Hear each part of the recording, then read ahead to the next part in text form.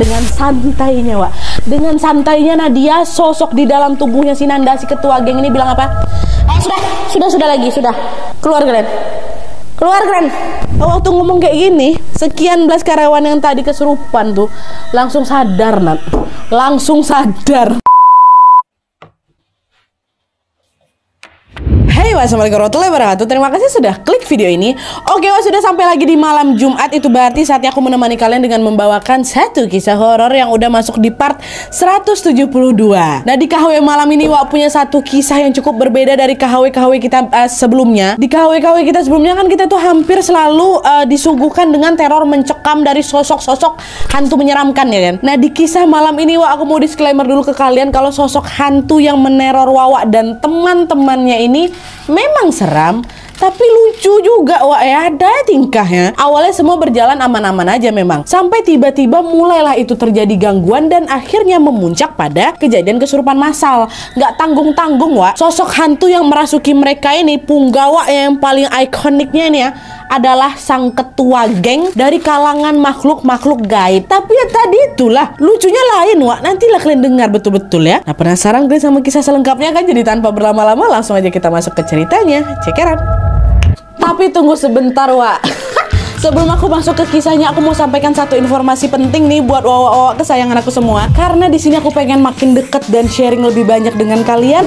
Aku mau mengundang kalian untuk bergabung di YouTube membership Nadia Omara. Dengan menjadi YouTube memberku setiap bulannya, Wak, kalian akan mendapatkan pertama, tambahan satu konten eksklusif dengan experience baru yang tidak biasa. Terus ada kalanya juga nih, konten eksklusif ini bisa menjadi tempat aku dan tim bisa lebih bebas berekspresi lagi, tanda kutip, dan juga menyampaikan informasi detail yang tidak bisa kami sampaikan di konten-konten biasanya. Dan selain itu kalian juga akan mendapatkan badges khusus di samping nama akun YouTube kalian. Dan juga nantinya kalian bisa saling komen dengan berbagai emoji khusus khas Nadia Omara Channel. Tapi ini nggak ada paksaan, Wak, ya, buat kalian yang mau-mau aja. Cara bergabungnya juga gampang sekali, Wak. Kalian tinggal langsung masuk ke halaman channel YouTube Nadia Omara, lalu klik tombol join atau gabung. Dan kalau sudah, kalian tinggal langsung melakukan pembayaran melalui dompet digital yang kalian punya. Udah selesai. Selamat bergabung dan selamat menikmati konten eksklusif dari kami di YouTube membership Nadia Omara. Kita tunggu kalian di room members only ya.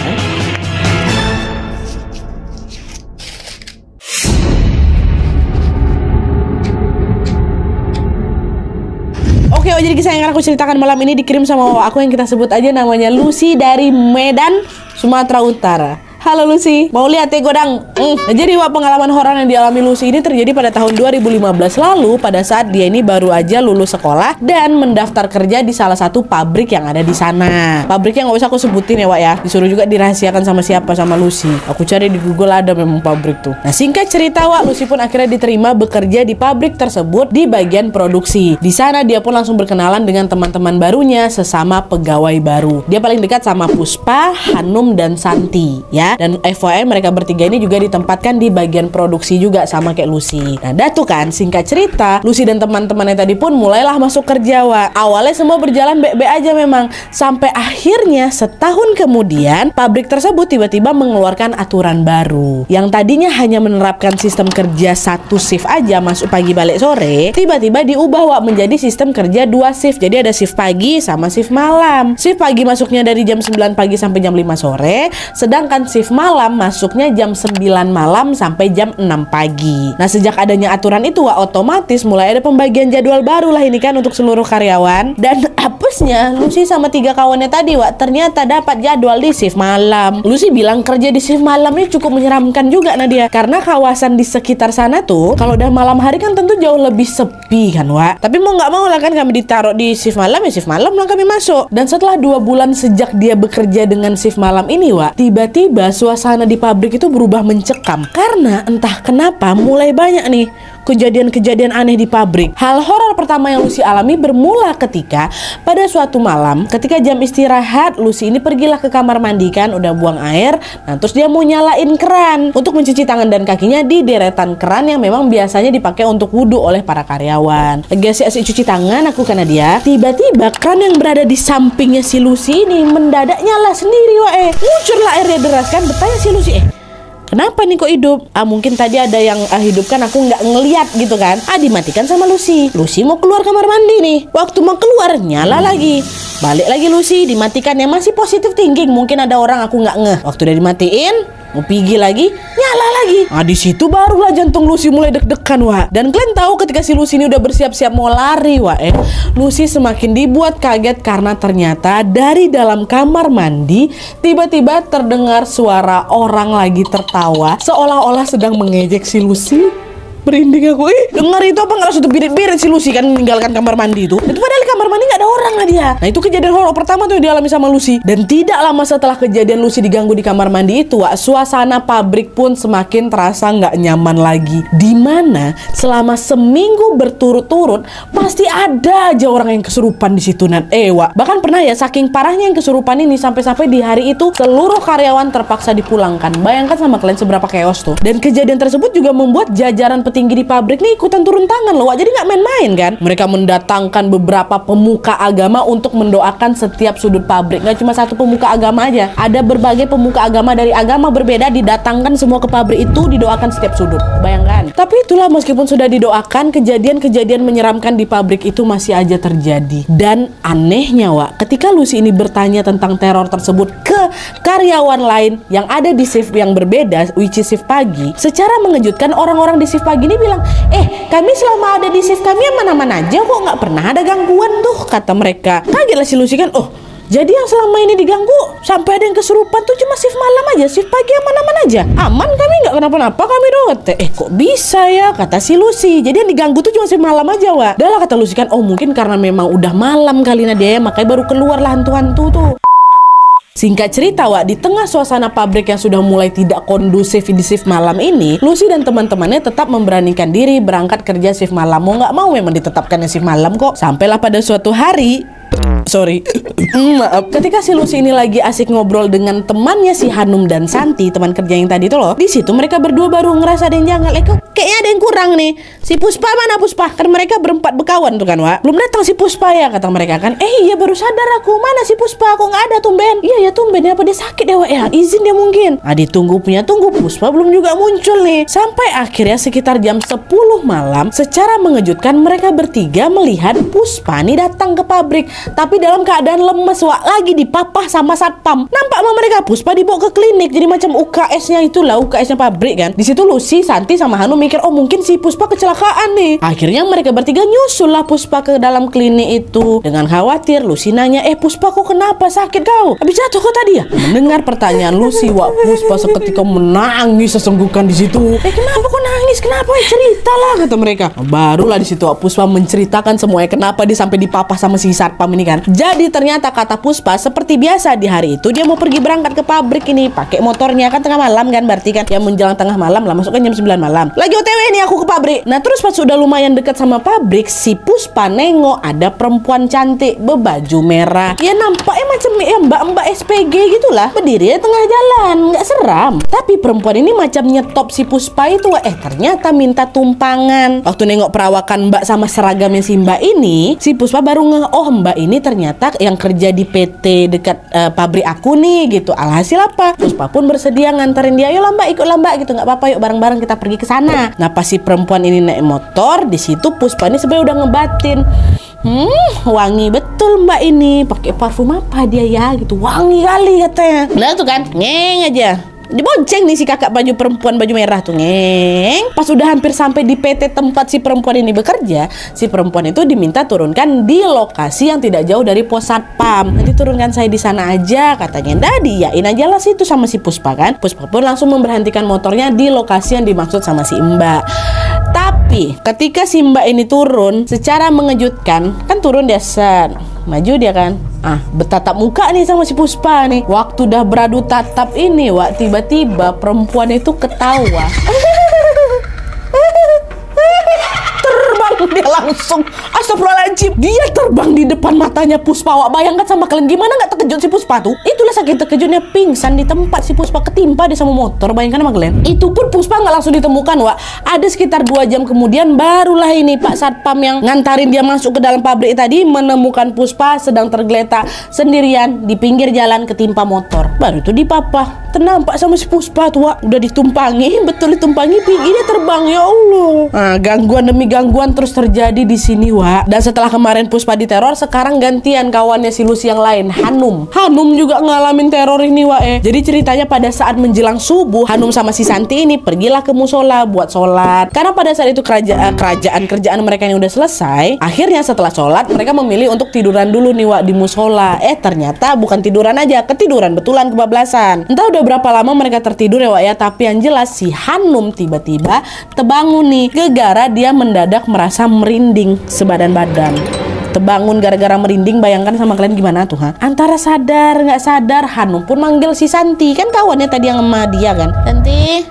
Santi, oh Santi, hening nggak ada jawaban, nggak dijawab sama si Santi. Gegara si Santi gak nyaut, betulan dibuka nih mata sama si Hanum kan untuk nyari kawannya. Waktu itu posisi tidurnya si Hanum nih menyamping, dan tepat ketika Hanum udah betul-betul melek nih, betul-betul buka mata, secara mengejutkan dia lihat di depan matanya ada sosok perempuan berambut panjang dengan baju putih yang lagi tersenyum ke arah ini. Tidur kayak gini, Adin, bangun-bangun kayak gitu dia.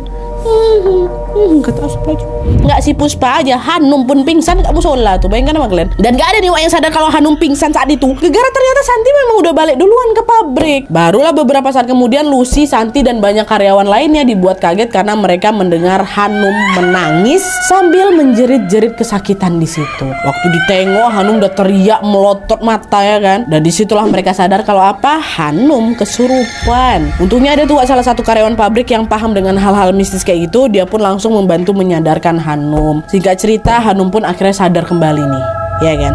Tapi beberapa hari setelah kejadian Hanum kesurupan tadi, Wak, tiba-tiba Hanum langsung ngajukan resign. Trauma, aku nggak mau lagi aku kerja di pabrik nih. Macam mana dia nengok ada cewek kayak gitu tuh, astagfirullahaladzim. Nah, sejak si Hanum resign, Lucy sama kawan-kawannya makin merasa nggak nyaman lagi ada di pabrik tuh. Di saat yang sama, atasan mereka juga udah mulai sadar, Wak, kalau gangguan-gangguan tersebut sudah mengganggu jalannya pekerjaan di pabrik itu, iyalah ya kan. Tapi seperti yang aku bilang tadi, Wak, saat atasan pabrik ini nanya ke karyawan lain di shift lain, mereka juga dibuat bingung karena gangguan mistis itu hanya terjadi di jadwal shiftnya Lucy aja, which is shift malam aja. Shift lain tetap aman-aman aja. Akhirnya gegara sama-sama bingung dengan apa yang terjadi. Mau tidak mau mereka tetap harus memberanikan diri berangkat kerja seperti biasa. Udah gak ada pilihan lain. Para karyawan pabrik ini juga sudah diwanti-wanti oleh atasan supaya nggak bengong atau pikiran kosong gitulah selama bekerja. Banyak-banyakin kalian doa ya. Betul Anda dianggap serius kok, Wak, ini gangguannya di pabrik tuh. Kata Wow aku juga kayak gitu.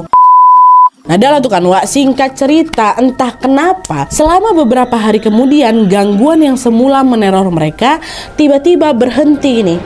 Nggak ada. Di situ si Lucy mikir, wah alhamdulillah sepertinya kondisi pabrik kita sudah mulai aman.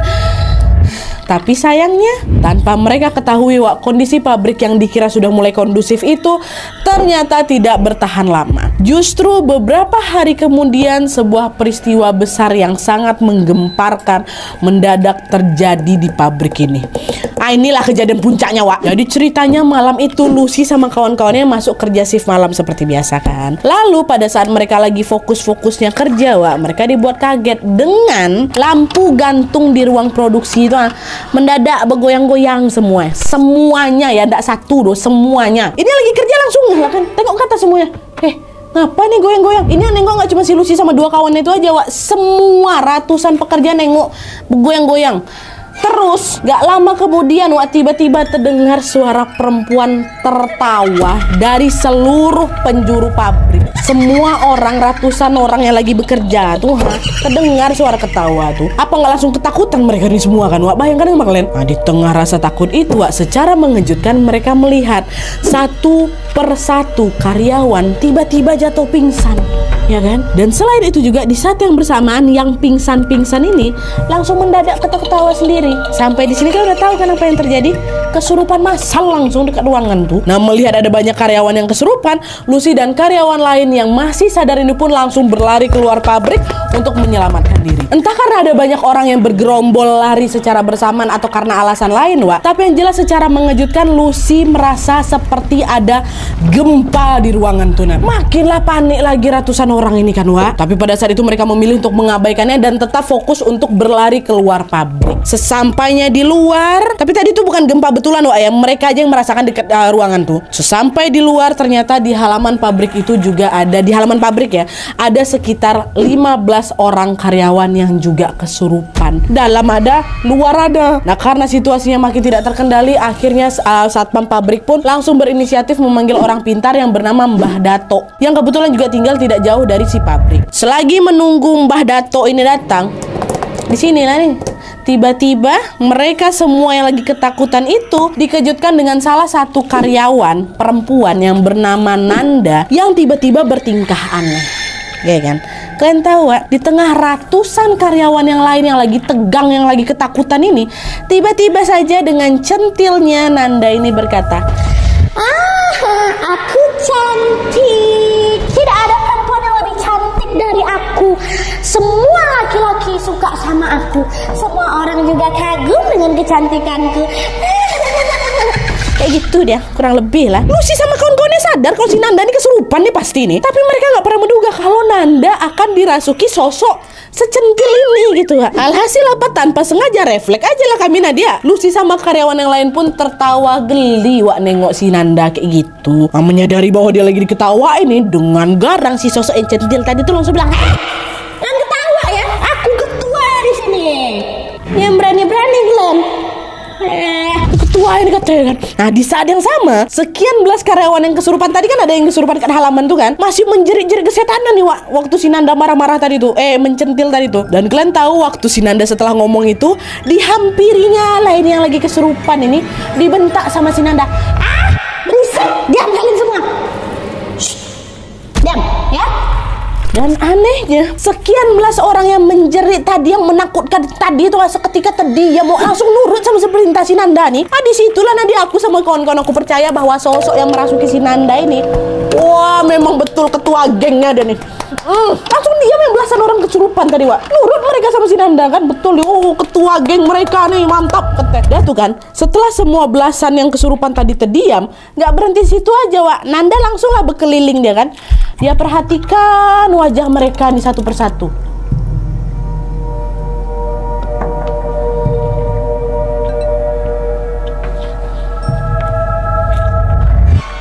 Ditengoknya satu-satu kan Wak. Sampai akhirnya ketika si Nanda ini berhadap-hadapan dengan salah satu karyawan perempuan yang namanya Dila, yang juga sedang kesurupan ini, secara mengejutkan si Nanda bilang apa? Kan dia tengok nih satu-satu di screeningnya kan.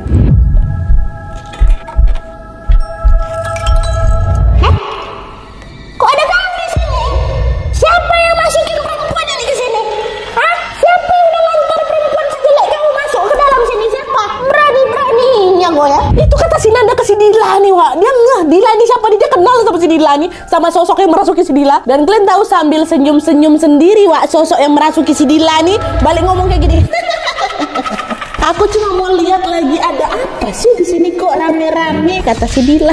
Dan ternyata, aduh ya Allah, usut punya usut Wak. Ternyata sosok yang merasuki si Dila ini adalah perempuan berbaju merah yang kapan hari ganggu si Puspa tuh, masih ingat kalian? Yang habis numpang, habis itu terbang tuh, yang jadi SPG baju merah tuh. Itu dia masuk dia ke dalam tubuhnya si Dila. Dan ternyata di alam gaib sana, si sosok perempuan tadi ini musuhan sama si ketua geng itu yang lagi merasuki si Nanda. Nggak berkawan mereka selek Wak. Itulah kenapa ketua geng ini langsung kesel waktu tahu perempuan berbaju merah itu tiba-tiba masuk juga ikut campur dalam situ. Dan kau tahu Nadia, kata Lucia, kau tahu adu mulut mereka betul-betul macam dua orang perempuan centil lagi berkelahi, si Nanda sama si Dila, ketua geng sama si baju perempuan merah nih. Ngapain kau di sini? Ya aku cuma mau lihat-lihat aja. Jangan, kau nggak boleh kau di sini, dasar kau perempuan jelek kau ya.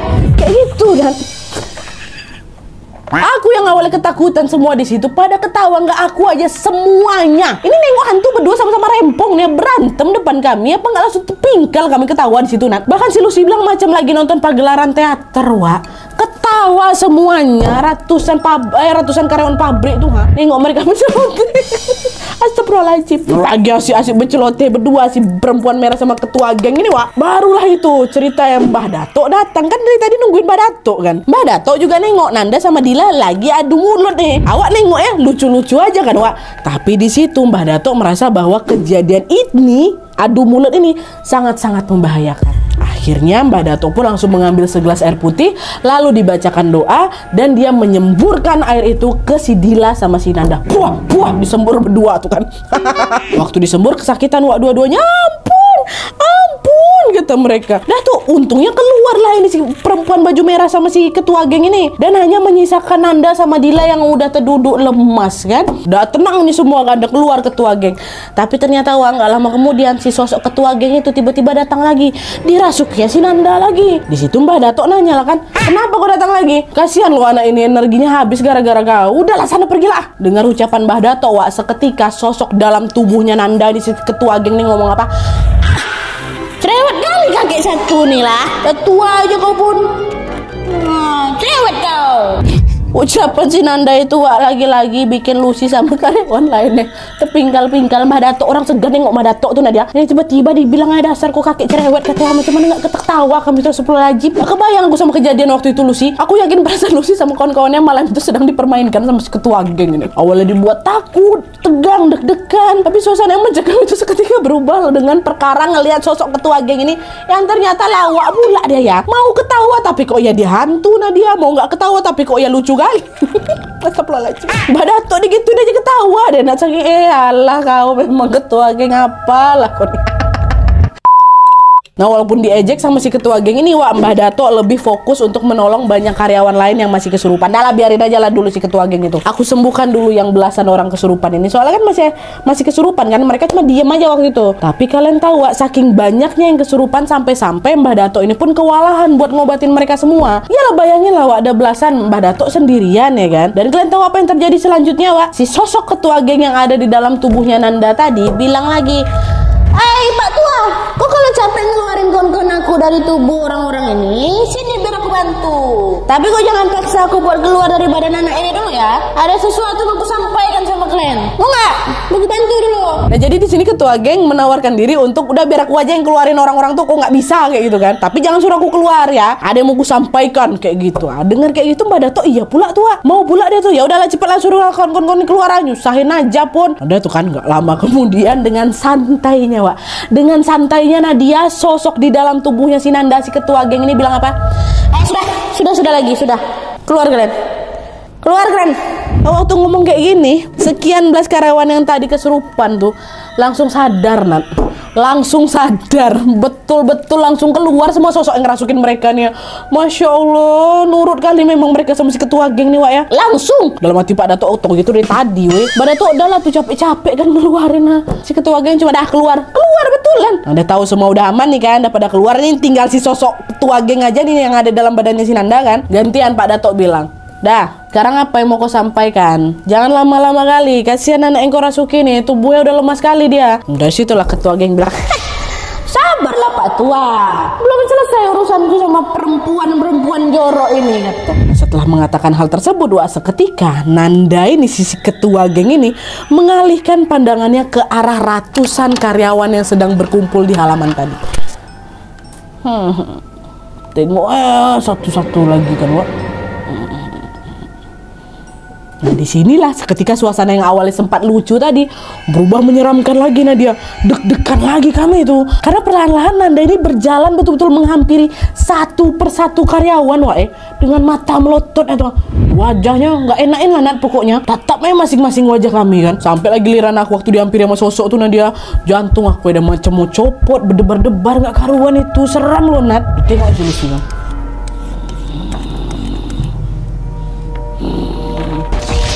Lucy dan semua karyawan lainnya nggak ada yang tahu nih apa yang sedang dipikirkan sama si sosok ketua geng ini. Ngapain kau tengok lagi muka kami satu-satu? Hey, ada tuh kan wak, setelah dia puas nih memperhatikan mereka satu persatu, si ketua geng ini kembali lagi berjalan ke depan.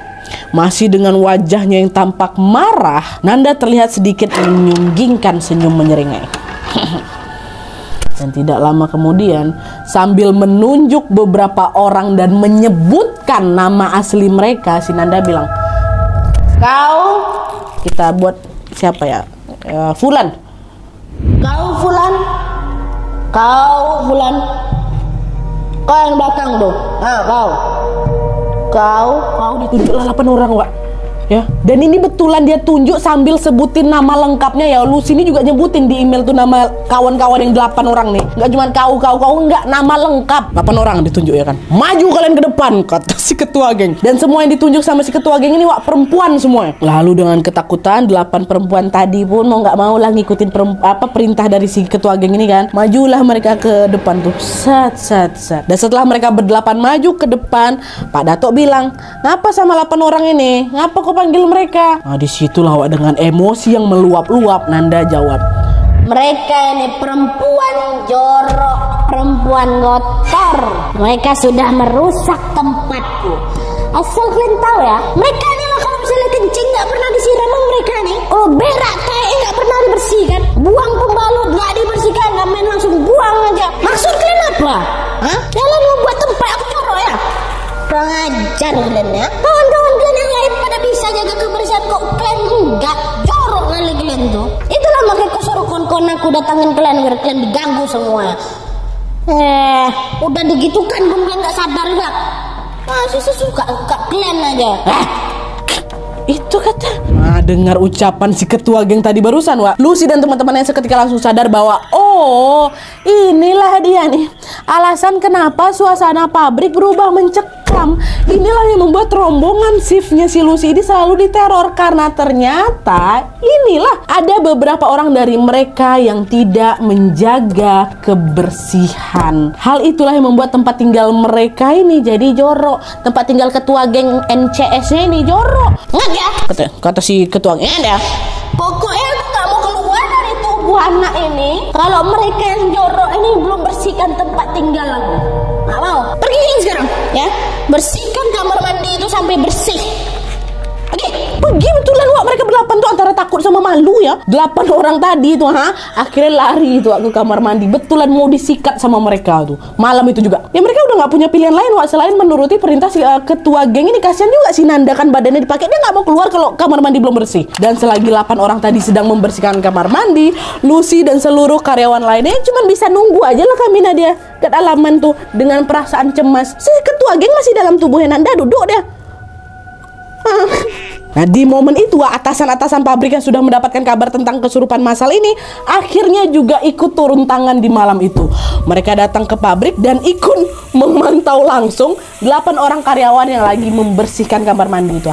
Ditengokin sama mereka, udahlah biarin aja lah, itu keinginan ketua geng tuh salah-salah pula, kita pula nanti disuruh bersihkan. Dipantau tuh, yang 8 tuh udahlah disikat-sikat, malu kan. Itulah kalian. Dengan cermat mereka memastikan bahwa seluruh sudut kamar mandi itu sudah dibersihkan, Wak. Sementara di sisi lain, si sosok ketua geng ini ya itu tadi masih merasuki si Nanda sambil menunggu 8 orang tadi selesai bersih-bersih. Kan itu syaratnya tadi kan. Pada saat mereka masih bersih-bersih kamar mandi nih, Wak, Nanda yang semula terduduk-duduk aja tiba-tiba berdiri dia. Berdiri, terus dia melakukan gerakan cepat macam berlari gitu ke arah kamar mandi. Di hadapan 8 perempuan yang lagi bersih-bersih kamar mandi itu, Wak, sosok ketua geng dalam tubuhnya Nanda ini tiba-tiba ketawa.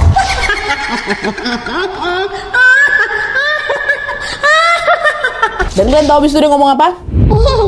Yang bersih. Yang bersih ya. Kayak gitu. Astagfirullahaladzim.